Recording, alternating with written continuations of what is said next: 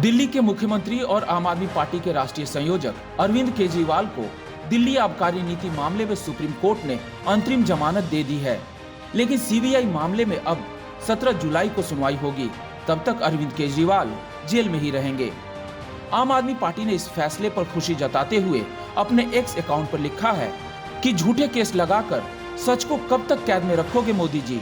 पूरा देश आपकी तानाशाही देख रहा है। ईडी कोर्ट हो या सुप्रीम कोर्ट, सब मानते हैं कि केजरीवाल को ईडी ने झूठा फंसाया है। सुप्रीम कोर्ट का फैसला सत्य की जीत है। तानाशाही मुर्दाबाद।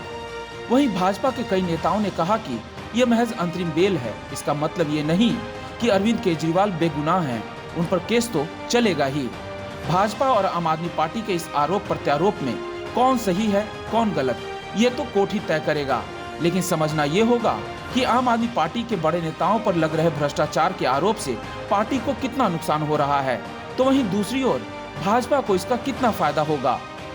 वैसे देखा जाए तो अरविंद केजरीवाल केंद्रित आम आदमी पार्टी ने जब 2015 में दिल्ली में अपनी सरकार बनाई, उसके बाद कई बड़े नेता पार्टी छोड़कर चले गए, जिनमें योगेंद्र यादव, प्रशांत भूषण, शाजिया इल्मी, प्रोफेसर आनंद कुमार, पूर्व विधायक विनोद बिन्नी, पूर्व मंत्री कपिल मिश्रा, पत्रकार आशुतोष कुमार विश्वास और ऐसे कई नाम हैं जिन्होंने अरविंद केजरीवाल पर तानाशाही और पार्टी में लोकतंत्र नहीं होने का हवाला देते हुए खुद को पार्टी से अलग कर लिया।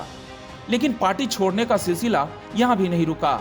अगर पिछले कुछ महीनों में देखा जाए तो लोकसभा चुनाव के बीच में ही यानी कि 6 मई को आपके कई विधायक और पार्षद, जिनमें आपकी हरियाणा इकाई के सह प्रभारी दिनेश प्रताप सिंह, द्वारका से आप नेता मुकेश सिन्हा और कादीपुर से प्रवीण राणा अपने समर्थकों के साथ आम आदमी पार्टी छोड़कर भाजपा में शामिल हो गए। इन सब नेताओं का यही कहना था कि भ्रष्टाचार के खिलाफ लड़ने के लिए बनी पार्टी आज खुद भ्रष्टाचार में लिप्त हो गई है।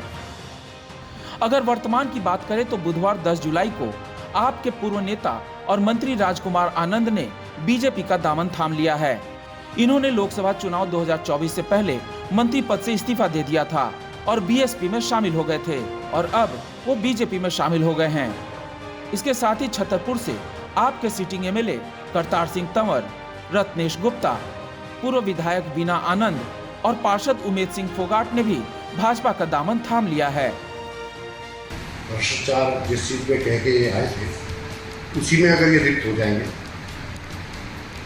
तो पब्लिक का रिएक्शन जो होगा हमारे प्रति बहुत खराब है। इस टाइम पब्लिक हमें अच्छा बुरा कहने लगी, भ्रष्टाचार से लिप्त है, सब चीज़ हमें कहने लगी।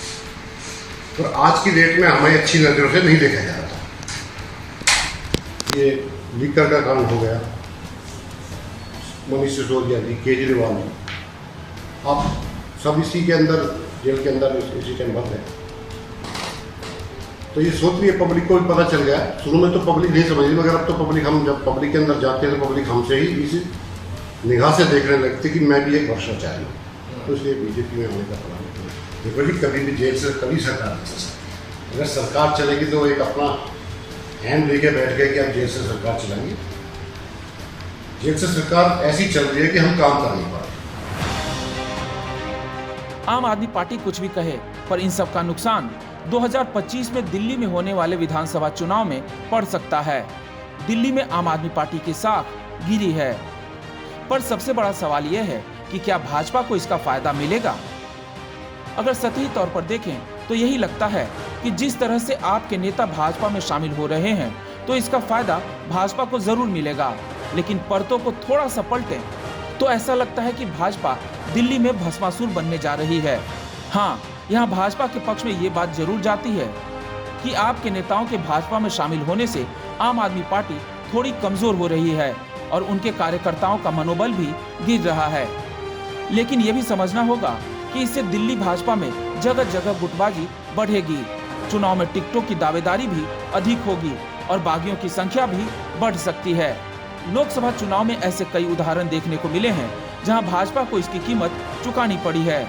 2015 का दिल्ली में विधानसभा चुनाव भी इसका सबसे बड़ा उदाहरण है, जब किरण बेदी को भाजपा हाईकमान ने मुख्यमंत्री उम्मीदवार घोषित कर दिया था।